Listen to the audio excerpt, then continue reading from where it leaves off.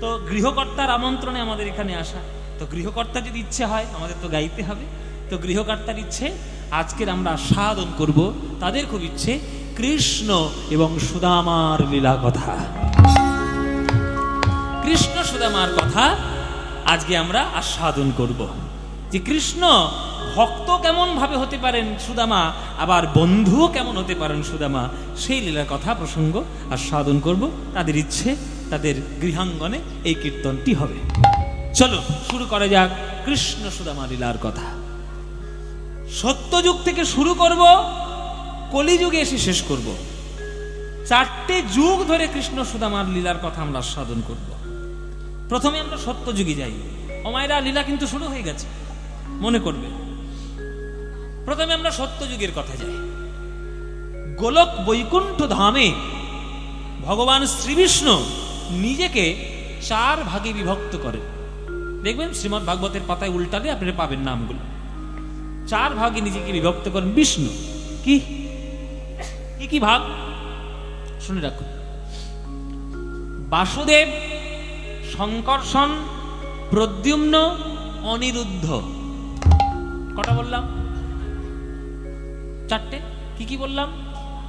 বাসুদেব, শঙ্কর্ষণ, প্রদ্যুম্ন, অনিরুদ্ধ, 4টে নাম। এরা কিন্তু প্রত্যেককেই বিষ্ণুর অবতার বা বিষ্ণুরই অংশ। এদের প্রত্যেকের কিন্তু 4টে হাত, শঙ্খ, চক্র, গদা, পদ্ম, 4টে হাতই রয়েছে। এরা বিভিন্ন রূপ ধারণ করে যার যেমন কল্পে, যার যেমন দায়িত্ব ক্যাটাগরি দেওয়া হয়, সেই তত্ত্ব এসে তারা লীলা তৈরি করে যান বা অবতার হয়ে যান। যেমন মৎস্য অবতার, কুর্ম অবতার, বামন অবতার, বরাহ অবতার, নরসিংহ অবতার, এগুলো কিন্তু এক একটাই সব ভাগ। এই 4টে বিষ্ণুর এক একটা ভাগ এসে লীলা করে যান। এদের প্রত্যেকের হাতে শঙ্খচক্র, গদা, পদ্ম। এরা প্রত্যেককে নিজেদের মধ্যে খেলা করেন ভক্তের সঙ্গে। সত্যযুগে 4 ভাগ গেল। ত্রেতা যুগ যেই পড়ল, 4 ভাগ 4 ভাই হয়ে জন্মগ্রহণ করলো দশরথের ঘরে। এখন 4টে ভাগ 4টে ভাই, তাহলে 4 ভাগ 4 ভাই হলো। কোন ভাগ কি ভাই হলো, কি নাম হলো জেনে নিন। বাসুদেব হলো রাম, শঙ্কর্ষণ হলো লক্ষণ, প্রদ্যুম্ন হলো ভরত, আর অনিরুদ্ধ হলো শত্রুঘ্ন। মায়েরা মনে থাকবে, এসব তত্ত্বগুলো শোনা প্রয়োজন। বাসুদেব হলেন রাম, শঙ্কর্ষণ হলেন লক্ষণ, প্রদ্যুম্ন হলেন ভরত, আর অনিরুদ্ধ হলেন শত্রুঘ্ন। এইখান থেকে দ্বাপর যুগের যে লীলাটা আমরা গাইব, যেটা ঘটনা কৃষ্ণ সুদামা, এই ঘটনার সূত্রপাত কিন্তু রামায়ণ থেকে। একটা সময় ছিল ঘরে ঘরে রামায়ণ পাঠ হতো। এখন একটা সময় এসছে সন্ধ্যাবেলা করে সিরিয়াল দেখে, সময় নষ্ট করে খাল কেটে কুমির ঘরে নিয়ে আসে। আর একটা সময় ছিল বাংলার মেয়েরা রামায়ণ পাঠ করত, সেটা ভুলে গেছে মায়েরা। ওই জন্যই তো সংসারের এই দশা। এবার কৃষ্ণ সুদামার লীলার সূত্রপাত, দ্বাপর যুগের সূত্রপাতটা ত্রেতা যুগ থেকে। সেই ঘটনা এবার আপনাদেরকে বলবো, তবে আপনারা বুঝতে পারবেন। চলুন একটু রামায়ণের গভীর তত্ত্ব আমরা সাধন করি। সবাই একটু শ্রদ্ধা নিয়ে, একটু মন দিয়ে করজোরে শুনবেন, তবেই রামায়ণের তত্ত্ব এবং ভাব ভক্তিগুলো পাবেন। দশরথের কোনো পুত্র হচ্ছিল না বলে তিনি একটা যজ্ঞ করেছিলেন, যার নাম পুত্র কামেষ্ঠি যজ্ঞ। ঋষ্যশৃঙ্গ মুনির পরিচালনায় সেই যজ্ঞ প্রতিপন্ন হয়। সেই যজ্ঞ থেকে যজ্ঞের অগ্নি দেবতা অভ্যুত্থান হন, যজ্ঞের চরু নিয়ে দশরথের হাতে তুলে দেন। দশরথের প্রধান 3টে রানী, কিন্তু দশরথের বিয়ে কিন্তু 700, জেনে রাখবেন। দশরথের স্ত্রীর সংখ্যা কিন্তু 700, কিন্তু প্রধান 3টে রানী। 3টে রানী কে কে? কৌশল্যা, কৈকেয়ী, সুমিত্রা। যেহেতু কৌশল্যা বড়, ওই জন্য কৌশল্যার হাতে বাটিটা দিল দশরথ। কৌশল্যা 1 ভাগ গ্রহণ করলো, সেইটা নিয়ে এবার দিল কৈকেয়ীর হাতে। কৈকেয়ী মেজো রানী, তাই কৈকেয়ী 1 ভাগ গ্রহণ করলো। আর সুমিত্রা যেহেতু দুজনের ছোট, আদর করে স্নেহ করে 2 বড় দিদি দুজনে দুটো ভাগ মুখে দিল সুমিত্রার। ওই জন্যই সুমিত্রার গর্ভে যমজ ছেলে হলো, যমজ সন্তান। কৌশল্যার একটি সন্তান, কৈকেয়ীর একটি সন্তান, সুমিত্রার দুটো সন্তান। কেন? দুই ভাগ দুজনে দিয়েছিল, দুজনে দিয়েছিল বলে তার গর্ভে তো যমজ সন্তান চলে এলো। জন্ম হলো রাম, লক্ষ্মণ, ভরত, শত্রুঘ্ন। বড় হলো, বশিষ্ঠ দেবের কাছে পড়াশোনা করলেন, বিশ্বামিত্রের সঙ্গে চুক্তি করে নানান জায়গায় ঘুরলেন, অহল্যা উদ্ধার করলেন, সীতামাকে বিবাহ করলেন, সমস্ত সুখের কার্য করে ফিরে এলেন ঘরে। আয়নার সামনে একদিন দশরথ দাঁড়িয়ে দেখছে তার সব চুল পেকে গেছে, শরীরের ত্বক শুষ্ক হয়ে গেছে, শরীরের ত্বক শুষ্ক হয়ে গেছে, মৃত্যুর দিকে অগ্রসর হচ্ছে। দশরথ এসে গুরুদেবের কাছে আশ্রয় নিয়েছে, বশিষ্ঠের কাছে। গুরুদেব, এইবার তো ছাড়ার সময় হচ্ছে। এই যে রিটায়ারমেন্ট এখনকার দিনে আমরা পাই, এটা কিন্তু বেদের নিয়ম। একটা সময় আসবে আপনাকে অবসর নিতে হবে। আপনার যখন 50-60 বছর বয়স হয়ে গেল, খবরদার সংসারের মধ্যে আর হাত দেওয়ার চেষ্টা করবেন না, ছেলের হাতে দিয়ে দিন। কেননা এবার আপনার যাওয়ার সময় হচ্ছে, অন্তিমকাল আসছে। আপনি কি করে আধ্যাত্মিক উন্নতি করবেন সেই প্রচেষ্টা করুন। তাই বশিষ্ঠের কাছে বললেন, গুরুদেব বলুন, আমি রাজ্য কার হাতে দিয়ে আমি বানপ্রস্থে সন্ন্যাসে যেতে পারি? বশিষ্ঠ বললেন, শোনো, তোমার সকল পুত্র আমার কাছে সমান, কিন্তু রাজ্য পরিচালনার জন্য যা যা গুণ দরকার সেগুলো যদি পরিপূর্ণ কারোর মধ্যে থাকে, সেটা একমাত্র একটা নাম, তার নাম রাম। বেশ, তাহলে রামের রাজ্যাভিষেক হবে। কালকেই ঘোষণা করে দাও, রামের রাজ্যাভিষেক হবে। পরের দিন রাজ্যাভিষেক। প্রজাদের মধ্যে আনন্দের সীমা নাই। রাম রাজ্য পাবো, রাম রাজ্য পাবো, এর থেকে বেশি আনন্দের কি আছে? প্রজাদের মধ্যে আনন্দের সীমা নাই। রাজ্যের ঘরের মধ্যে প্রত্যেককে আনন্দিত। কৈকেয়ী এত আনন্দিত, রাম রাজা হবে, রাম রাজা হবে, আমার রাম রাজা হবে। ওরে, আমার ব্যক্তিগত কোষাগার খুলে দে রে, খুলে দে। ওই রত্ন, সোনা, দানা, গয়নাগাটি, হিরে, মণি, মুক্ত জহরত ছড়িয়ে দে। মায়েরা, তোমরা হয়তো জানো না, এটা তোমাদের জেনে রাখার দরকার। যে কৈকেয়ীকে তোমরা এত খারাপ চোখে দেখো, সেই কৈকেয়ীর মতো রামকে কেউ কোনোদিন ভালোবাসতে পারেনি। রাম জন্মের পর থেকে নিজের মাকে প্রণাম করার আগে কৈকেয়ীকে প্রণাম করেছে, তারপরে নিজের মাকে প্রণাম করেছে। সৎ মাকে কিভাবে সম্মান দিতে হয় রামচন্দ্র শিখিয়েছে। কিন্তু কালের ফের যখন হয়, যখন গ্রহ নক্ষত্রের জায়গা বদলে যায়, তখন অঘটন ঘটে যায়। এই কৈকেয়ীর একটা দাসী ছিল, তার নাম মন্থরা। সেই মন্থরা এসে বলছে, কি ব্যাপার, এত আনন্দ কিসের? বলে, আমার রাম রাজা হবে, আনন্দ পাবো না? ওরে মন্থরা, তোর জন্য সব থেকে দামি রত্নমালাটা তুলে রেখেছি, এই নে দামি রত্নমালা, তুই পর।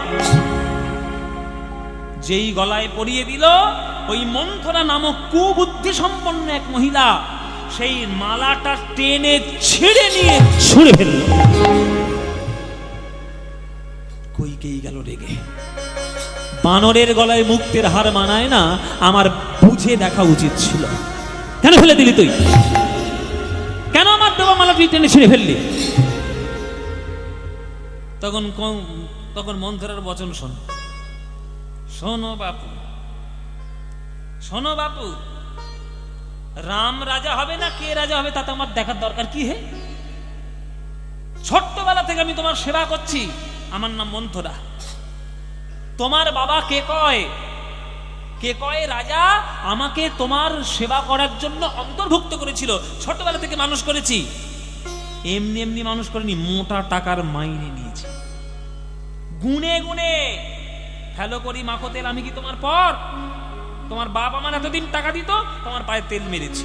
তোমার স্বামী এতদিন আমায় টাকা দেয় দশরথ, আমি তোমার পায়ে তেল দিই।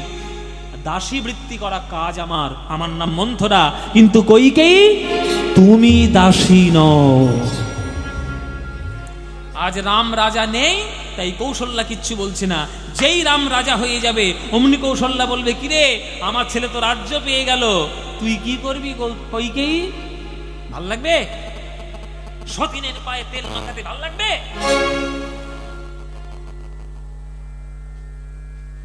কেমন বিষ মন্ত্র ঝাড়তে হয় দেখুন। সিরিয়ালে কটা পাবেন? এই এক মন্থরাই রামায়ণ করে দিয়েছে। একটা মন্থরা রামায়ণ করেছে, এখন ঘরে ঘরে মন্থরার চাষ হচ্ছে সিরিয়ালের মাধ্যমে। এমন কুবুদ্ধি কুমন্ত্র কানে বিষ মন্ত্র ভরিয়ে দিল যে কইকেই রাম ছাড়া কিচ্ছু জানতো না, সেই রাম হয়ে গেল তার চরম শত্রু। গোঁসা ঘরে খিল দিয়ে বসে আছে। দশরথ এসছে, কি ব্যাপার কইকেই? রামের রাজ্যাভিষেক ঘোষণা করেছি, তুমি কি আনন্দ পাওনি? তখন মন্থরার শেখানো বুলি আজ কইকেই বলছে, শুনুন মহারাজ, আমাকে যদি আনন্দ দিতে চান আমার পাওনা গন্ডা মিটিয়ে দিন, তারপর আনন্দ পাবো। পাওনা গন্ডা? কিসের পাওনা? কেন ভুলে গেছেন? দুবার আপনার প্রাণ রক্ষা করেছি আমি, দুটো বর আমার পাওনা রয়েছে, সেই দুটো বর আজকের আমার চাই। বলো কি চাই? তুমি যদি আমার এই দশরথের প্রাণও যদি চেয়ে দাও আমার তাতে কোনো যায় আসে। বলে আপনার প্রাণ নিয়ে আমি কি করবো? বরটা দিলেই হবে। বলো কি বর? প্রথম বর, কালকের রাজ্যাভিষেক হবে, তবে রামের নয়, আমার ছেলে ভরতের রাজ্যাভিষেক হবে। আর দ্বিতীয় বরে ভরতের পথের কাঁটা রূপে যাতে রাম না থাকতে পারে, তাই রামের জন্য আমি নির্বাচন করলাম 14 বছরের জন্য বনবাস চলে যেতে হবে।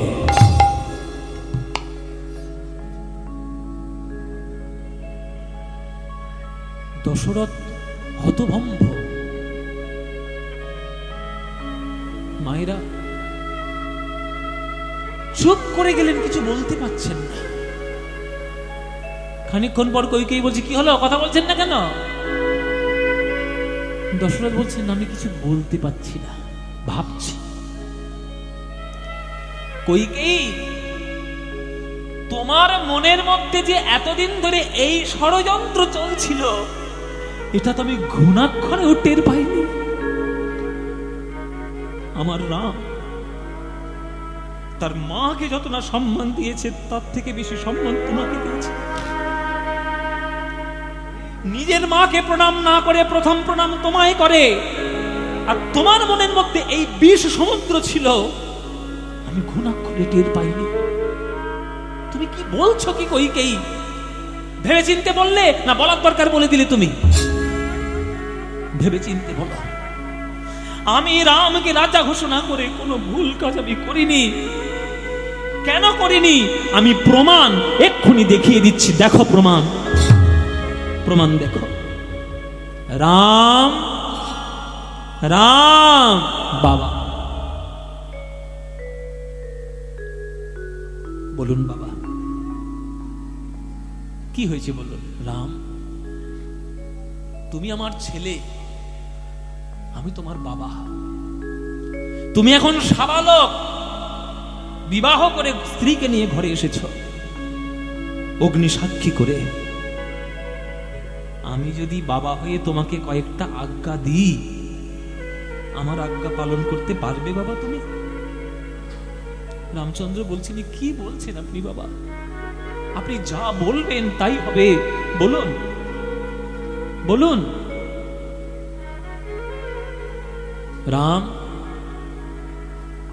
আমার প্রথম আজ্ঞা, আগামীকাল তোমার রাজ্যাভিষেক হবে না, তোমার মেজ ভাই ভরতের রাজ্যাভিষেক হবে। আর দ্বিতীয় আজ্ঞা, তার পথের কাঁটা রূপে তুমি যাতে না থাকতে পারো, তোমার এই মায়ের ইচ্ছা অনুযায়ী তোমাকে 14 বছরের জন্য বনবাস যেতে হবে। আমি যদি তোমায় আজ্ঞা দিই, তুমি কি বনবাসে যাবে বাবা?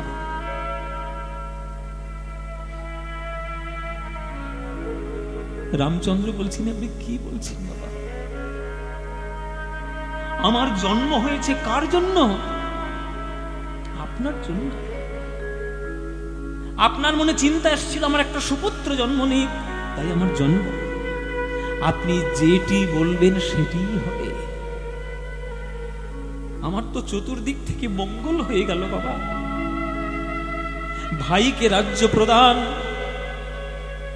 মায়ের ইচ্ছা পূরণ, পিতার আজ্ঞা পালন, আর বনবাসে গিয়ে ঋষি মুনিদের চরণ সেবা করার সৌভাগ্য। আমার তো মঙ্গল হয়ে গেল। চিন্তা করো না বাবা, দুঃখ করো না, আমি যাব, সকালেই চলে যাব, ভোর হতে না হতে। সীতা কোথায় শুনতে পেয়েছে স্বামী যাবে বনে, স্বামীর চরণ দুটি জড়িয়ে ধরেছে। স্বামী, আমার বাবা মা তো আপনার হাত ধরেই পাঠিয়েছে আমাকে। আপনি থাকবেন বন জঙ্গলের দুঃখে, আর আমি থাকবো রাজপালনকে শুয়ে। এই স্ত্রী শিক্ষা আমার বাবা মা আমাকে দিয়ে পাঠায়নি। আমিও যাব আপনার সঙ্গে বনে। লক্ষণ কোথায় ছিল, ছুটে এসছে। লক্ষণ ভাই, ভাই এসে বলছে, দাদা ছোট্টবেলা থেকে আমার মার মুখে শুনেছি, রাম যদি দেহ হয় লক্ষণ তার ছায়া। দেহ থেকে কি ছায়া আলাদা করা যায়? তেমনি রাম থেকে লক্ষণকে কখনো আলাদা করা যায় না। তুমি যদি চলে যাও এই শ্মশান ভূমিতে থেকে আমি কি করব? আমি তার সঙ্গে যাব দাদা। আজ রাম লক্ষণ সীতা ভোর না হতে হতেই ছুটে তারা চলে যাচ্ছে বনবাস। ছাদের উপর থেকে দেখছে দশরথ, আর মনে পড়ছে আমার এবার যাওয়ার সময় হয়েছে। সেই অন্ধমুনির অভিশাপ এইবার আমার জীবনে কাজ করবে। ওরে রাম রে, আমার রাম রে, মৃত্যুবরণ করলেন দশরথ।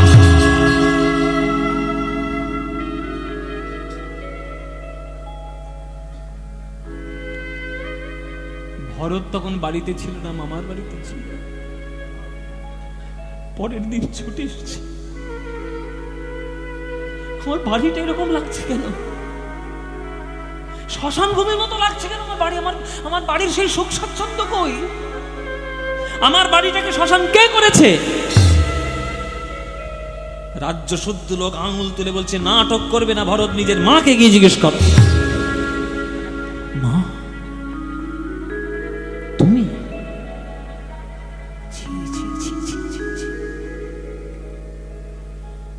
এই কাজটি করার আগে আমার মুখে বিষ ঢেলে দিলে না কেন? চিরকাল আমাকে বদনাম নিয়ে বেঁচে থাকতে হবে। রাজ্য পাওয়ার লোভে আমি দাদাকে সরিয়ে দিয়েছি বনবাসে তোমার মতো মায়ের জন্য। কি করলে মা তুমি? মা হয়ে সন্তানের জীবন কলঙ্কিত করতে হাতে বাঁধলো না? লজ্জা করলো না? তুমি করেছ অপরাধ, আমি করব প্রায়শ্চিত্ত। যে সোনার সিংহাসন থেকে তাড়িয়ে দিয়েছ রামকে, দাদাকে, সেই সোনার সিংহাসন আমি বসিয়ে দেব। সেনা নিয়ে ভরত চলল চিত্রকূট পর্বতে। দাদার চরণে গিয়ে আছাড় খেয়েছে। দাদা গো, তুমি কি ভাবলে তোমাকে চক্রান্ত করে আমি সরিয়ে দিয়েছি? এই কথা ভাবার আগে আমার মাথায় যেন বজ্রপাত হয়ে আমি যেন মরণ প্রাপ্ত হই। দাদা তোমার দুটো পায়ে পড়ি, তুমি চলো দাদা, ফিরে চলো। আজ রাম হাউ হাউ করে কাঁদছে ভরতকে বুকে জড়িয়ে ধরে। ভরত রে, এত বড় রাজ্য পাওয়ার পরেও যে আমার চরণে সে রাজ্য সমর্পণ করতে আসে, সেই রকম একটা ভাই আমার জীবনে আছে। এর থেকে বড় সম্পত্তি আমি আর কি পাবো? কিন্তু তুই চাইলেও যে আমি যেতে পারবো না রে। আমার বাবা যেটা বলেছে সেটাকে পালন করতে হবে। বাবা তো নেই, তাই 14 বছর বনবাস করে তারপরে আমি আসবো। তুমি আসবে না দাদা? যদি তুমি না আসো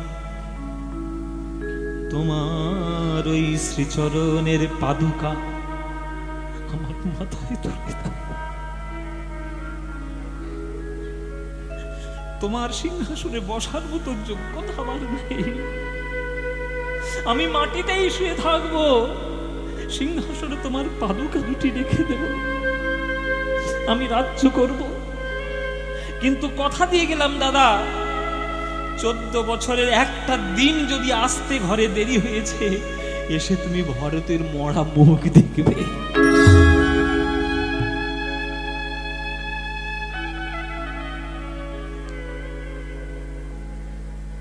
14 বছরে গেল, রাবণ উদ্ধার হলো, লীলা হলো। 14 বছর পর আজ রামচন্দ্র ঘরে ফিরে এসেছে। রামচন্দ্রের আগমন, যে যা চাইছে তাকে তাই দিয়ে দিচ্ছে। দূরে ভরত দাঁড়িয়েছিল, ভরতের কাছে রামচন্দ্র গিয়েছে, করজোরে বলছে, ভরত কেউ না বোঝে বুঝুক, আমি বুঝি। 14 বছর বনবাসে থেকে আমি যা কষ্ট না পেয়েছি, তুই ঘরে থেকেও তার থেকে শতগুণ কষ্ট পেয়েছিস। বল তোর কি চাই, তুই যা চাইবি তাই দেব, আমি হাসি মুখে দেব। তখন ভরত করজোরে পা ধরে বলছে, রামচন্দ্রের দাদা গো, 14 বছর আগে তোমায় যখন ফিরিয়ে আনতে গেছিলাম, ছোট ভাই বলে তুমি আমায় আজ্ঞা দিয়ে দূর করে দিলে। আর এই 14 বছরে কত নতুন নতুন বন্ধু হয়েছে, তাদের কথা শুনে চললে। তাই আমি দেখলাম, ভাই হয়ে জন্ম না নিয়ে যদি তোমার বন্ধু হয়ে জন্ম নিতাম, আমার জীবন পূর্ণ হতো।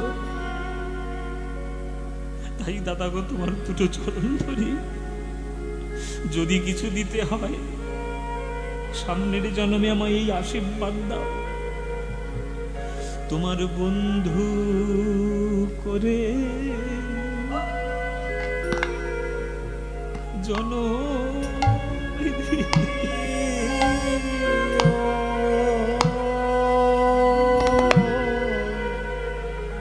তোমার বন্ধু করে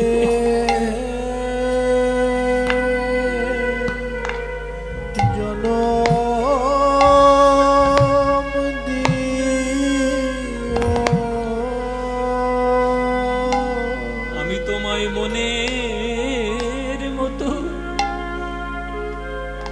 মনের মতো সেবা করব, আমায় বন্ধু করে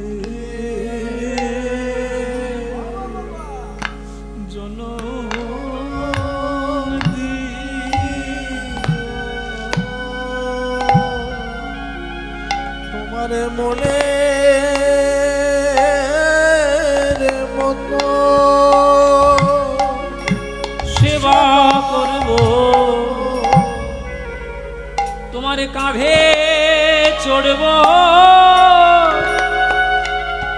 আর কাঁধে করব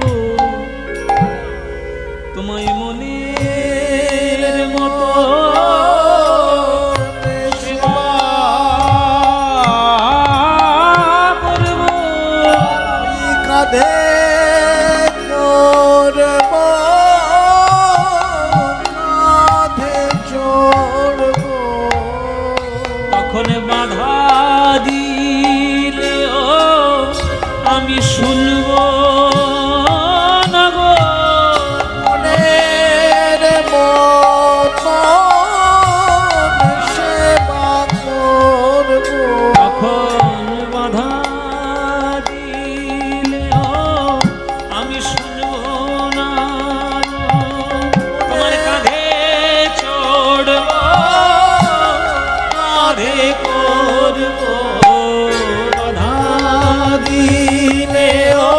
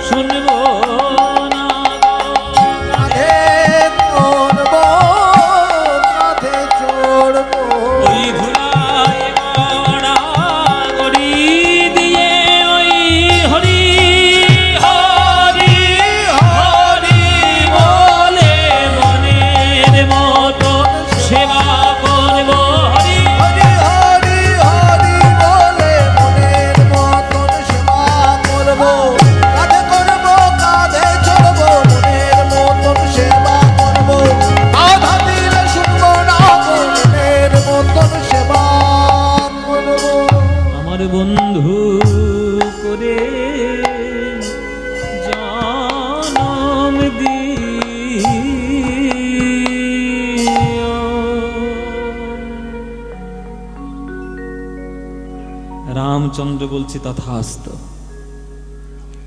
আমার বন্ধু হয়ে জন্ম নিলে তোর যদি আনন্দ হয় তাই হ। আমি হব কৃষ্ণচন্দ্র, তুই হবি আমার প্রিয় বন্ধু সুদামা। কৃষ্ণ সুদামা মিলে আমরা দুই ভাই বন্ধুত্বের ইতিহাসে এমন বন্ধুত্ব করে যাব যে স্বর্ণাক্ষরে আমাদের দুজনের নাম লেখা থাকবে ইতিহাসের পাতায়। হৃদয় গৌর প্রেমানন্দে হরি বল। সেই ভরত রামচন্দ্রের আশীর্বাদ ধন্য হয়ে আজ হয়েছেন সুদামা। এই রামায়ণের ঘটনা আমি যতক্ষণ বললাম, আমি লক্ষ্য করলাম আপনাদের প্রায় প্রত্যেকের চোখের কোণে জল। এই হচ্ছে রামায়ণ। আমাদের বড় দুর্ভাগ্য যে রামায়ণকে নিয়ে আমরা রাজনীতি করছি, রামায়ণকে নিয়ে জীবনের নীতি কেউ মানাচ্ছি না। রামচন্দ্র যে আমাদের জীবনের আদর্শ সেটা আমরা মানাচ্ছি না, তাকে নিয়ে আমরা রাজনীতি করে বেড়াচ্ছি। এর থেকে দুর্ভাগ্য আর ভারতবর্ষের কিচ্ছু হয় না। মায়েরা, বাবারা, আজকে আপনারা যারা কীর্তন শুনতে এসেছেন, রাম আপনার জীবনের আদর্শ হোক, যেন আপনার কুচরিত্রকে ঢাকার যেন কোনো রাস্তা যেন না হয়। রামচন্দ্র আপনার জীবনকে সুগঠিত করার আদর্শ হোক। সেই রামচন্দ্রের আশীর্বাদে আজ ভরত হয়েছেন সুদামা। এইবার আমরা দাপর যুগে গিয়ে সেই লীলাটি আস্বাদন করব।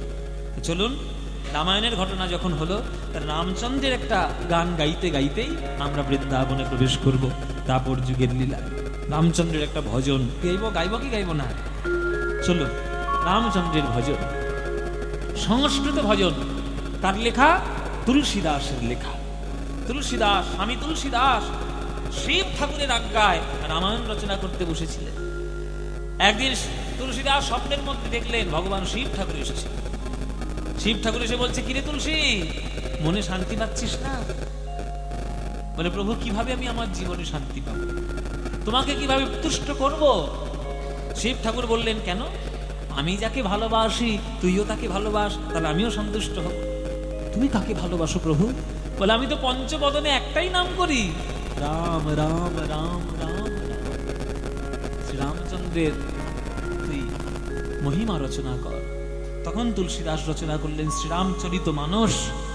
সেই রামচরিত মানস প্রণেতা তুলসীদাসের লেখা এই ভজনটি গাইতে গাইতে আমরা বৃন্দাবনে যাব। সবাই করজোরে বসবেন, মায়েরা মন দিয়ে গানটি শুনবেন। শ্রীরামচন্দ্রের ভজন। শ্রীরামচন্দ্র কৃপালু ভজ মন হরণ ভব ভয় দারুণম। শ্রীরামচন্দ্র কৃপালু ভজ হরণ ভব ভয় দারুণম। শ্রীরামচন্দ্র কৃপালু ভজ হরণ ভব ভয় দারুণম। रामचंद्र कृपालु भज मन हरण भव भय दारुणम्।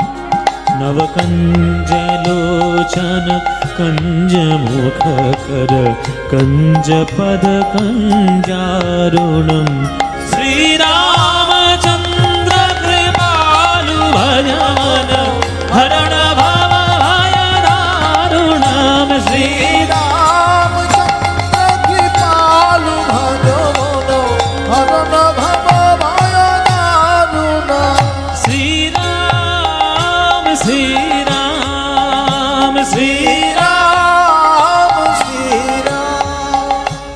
कंदर्प अगणित अमित छवि नवनील नीरज सुंदरम।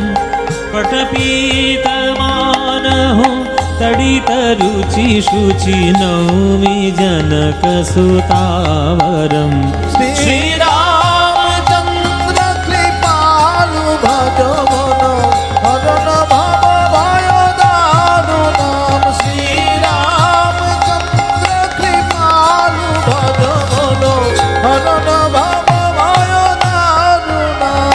श्री राम श्री राम श्री राम श्री शिरमुकुट कुण्डल तिलक चारुदारु अंग विभूषणम् अजानु भुज शरचापधर संग्राम धृत कर दूषणम् श्रीरामचन्द्र कृपालु भज मोनो हरण भव भय दारुणा श्रीराम श्रीराम श्रीराम श्रीराम इति वदति तुलसीदास वदति तुलसीदास लेखाकार तुलसीदास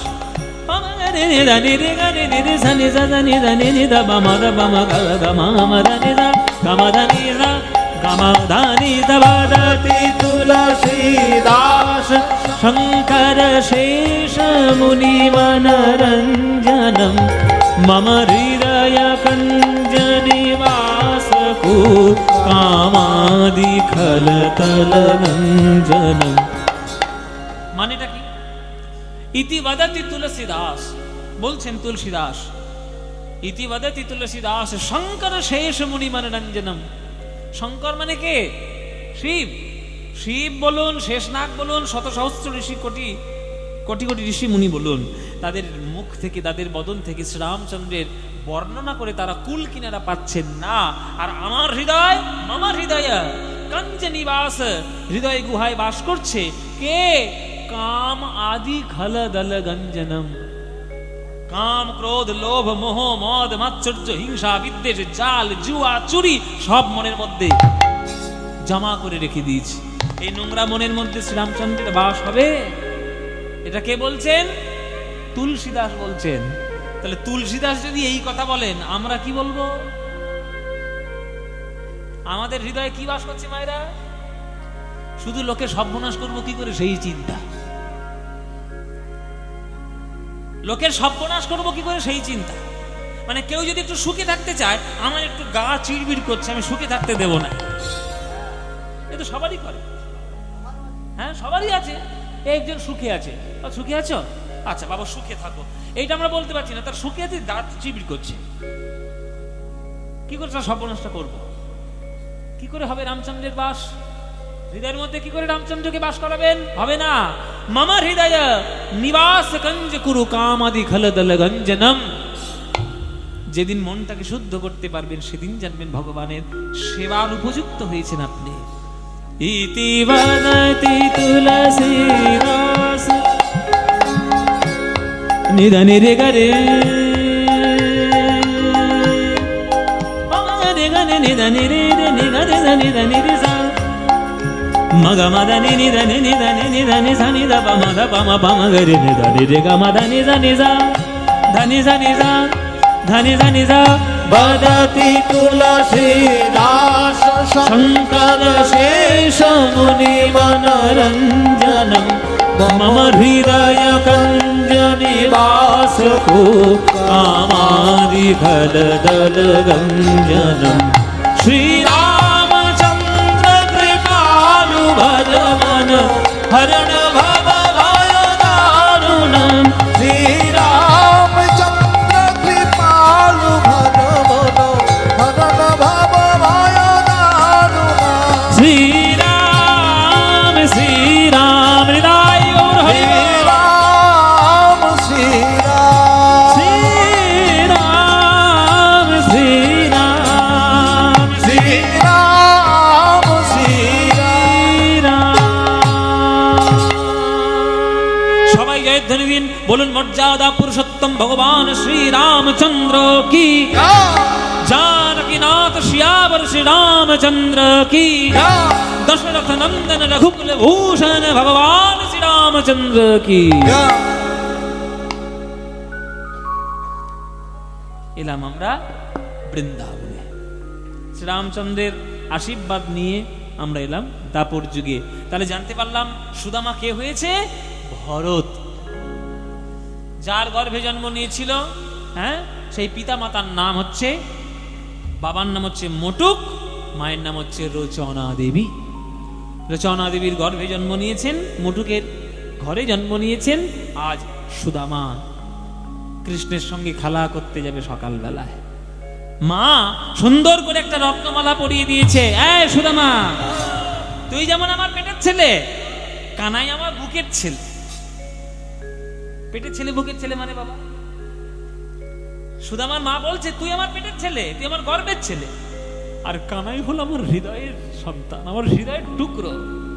এমন খেলা খেলবি না যাতে তোর আনন্দ হচ্ছে আর কানাইয়ের কষ্ট হচ্ছে। এমন খেলা খেলবি যাতে দুজনেরই আনন্দ হয়। কেমন? যা খেলা করে আয়, যা। এই চল খেলা করতে যাও। এই খেলা করবি তো নাকি? আর খেলা হবে, হ্যাঁ কি খেলা হবে নাকি? খেলা হবে। এই খেলা হবে কি আবার? না, হ্যাঁ বলবি খেলা করব, হবে বলবি না, হবে বললে আবার কে আবার ছুটে আসবে। দরকার নেই বাবা, ঝামেলা এখানে যাবো বাবা গান করতে এসে, খেলা হবে তো দরকার নেই, খেলা করব। এই খেলা করবি তো? ও মায়েরা তোমরা খেলা করবে? কৃষ্ণের সঙ্গে খেলা করতে চাও?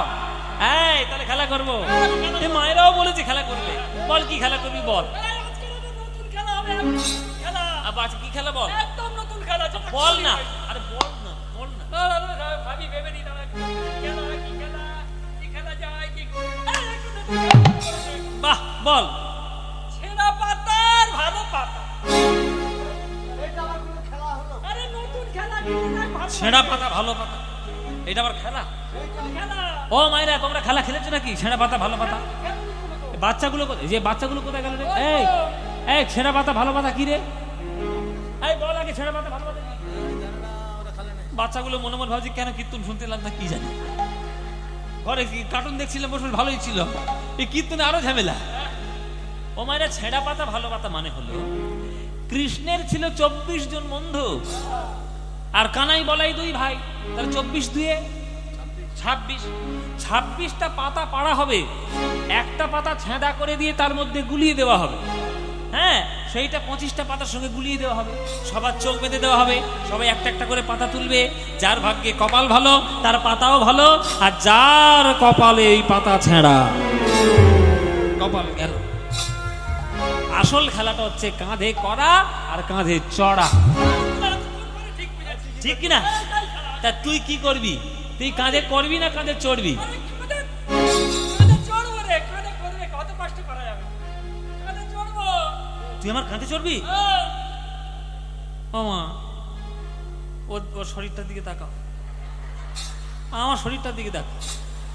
ওই ধ্বংস শরীরটা নিয়ে যদি আমার কাঁধের উপর ওঠে, এই কাঁধ আর টিকবে? আরে ওকে না পারি, সুবলকে না, ওই যে ডান দিকে, ও খুব হালকা পাল্কা। হ্যাঁ তুই হালকা, হালকা পলকা। এইটা নাকি হালকা পলকা? তাহলে ভারী পলকা কোনটা? হ্যাঁ এই ভারী পলকা কোনটা? ওইটা মানে কোনটা ভারী কোনটা হালকা? মানে কাঁধে চড়বে। হ্যাঁ, এবার কৃষ্ণ সবার পাতার খোঁজ নিচ্ছে। এই তোর পাতা কেমন রে? তোর পাতা কেমন রে? বাবা এইটা তোর পাতা, এটা টাটকা পাতা, করতে জোগাড় করেছি। ভালো পাতা, ভালো পাতা। সবার পাতার খোঁজ নিচ্ছে কৃষ্ণ। ও মায়েরা সুবল এসে কৃষ্ণকে, কানাইকে ধমক দিয়েছে। এই কানাই, আমাদের পাতার খোঁজ নেই, তোর কি রে? তোর নিজের পাতাটা কই? আমার পাতা কোনটা? এটা আমার পাতা। ও মায়েরা এটা আমার পাতা। আমি রাজার ছেলে, 9 লক্ষ ধেনু আমার বাবা। হ্যাঁ, আমার ভাগ্যে কোনোদিন খারাপ পাতা পড়তে পারে? আমি তো রাজপুত্র। হ্যাঁ দেখবি, এই দেখ সব থেকে ভালো পাতাটা আমার, এইটা হচ্ছে আমার পাতা।